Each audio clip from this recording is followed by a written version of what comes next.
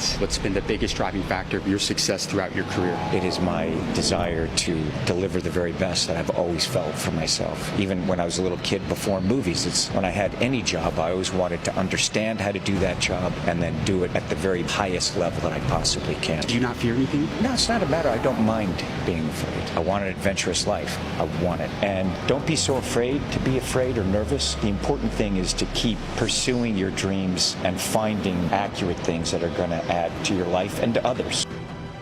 That is a clip from the School of Hard Knocks, the business media platform founded by 23-year-old James Dumoulin, who's been landing interviews with everyone from Mission Impossible star Tom Cruise to top business leaders and billionaires.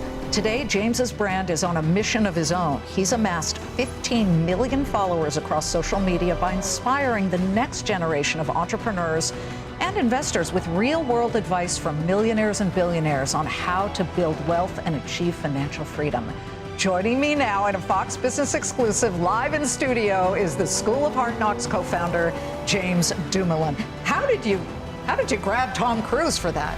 Paramount reached out to us. Wait, I'm sorry. They reached out to you. They reached out to us, and ironically, it was Tom's idea, actually. I guess he'd been seeing our content for a couple months, and he had a movie coming out, and he's like, might as well get on all the hot channels, and we're one of the biggest in the world right now, so we made it happen. Yeah, but he could have picked any of these crazy influencers who don't have a lot of substance. He picked you. So you're very young, 23. When did you start the School of Hard Knocks? I started this, I was a freshman in college at the University of Texas, so it was 2021. I think I was about 19 years old.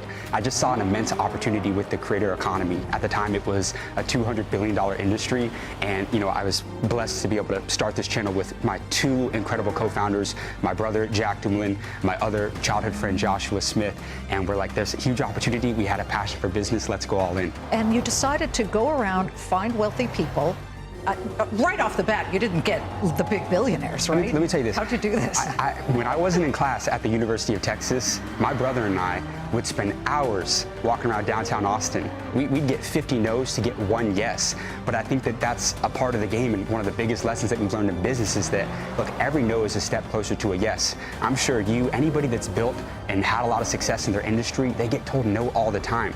But as long as you can remember that no just means not yet, you'll eventually get those yeses and get to the money. You've done celebrities, but you pick celebrities who have a track record of being good business minds. Yeah. Shaquille O'Neal, the NBA star, he has his hands in so many businesses. He has really used his money wisely.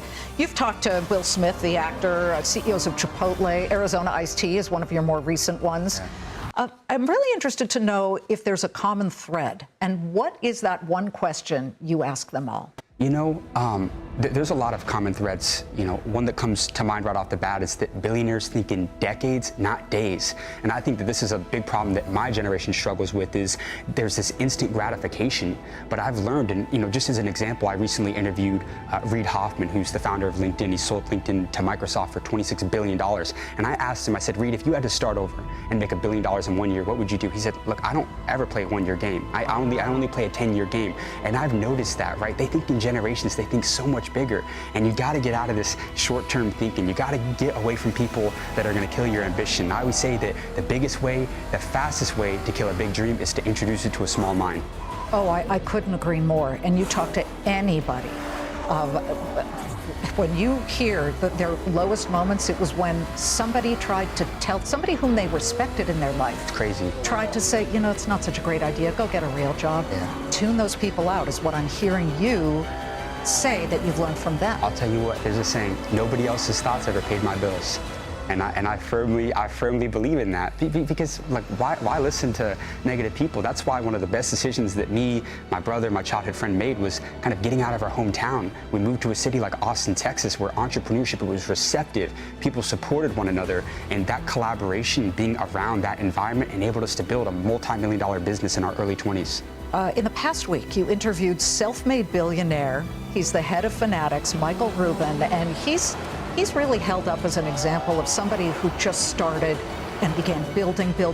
It took him years to create this big sports, gigantic platform that does merch and all kinds of activities and experiences. Let's listen to the interview that James did with Michael Rubin.